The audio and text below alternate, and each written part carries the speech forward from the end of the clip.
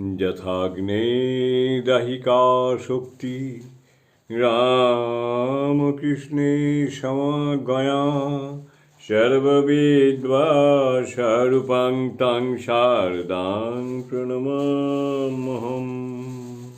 শতরূপে সারদা বই থেকে পাঠ। বিষয় লোকজননী, প্রব্রাজিকা বেদান্তপানা। পরবর্তী অংশ। স্বামীজি স্বয়ং নিবেদিতা, মিসেস অলিবুল ও মিস ম্যাকলাউডকে নিয়ে মায়ের চরণ প্রান্তে উপস্থিত হন। প্রথম দর্শনেই সমস্ত সামাজিক বন্ধন ও সংস্কার দূরে ঠেলে দিয়ে আপন কন্যার মতো সাদরে তিনি তাদের গ্রহণ করেন।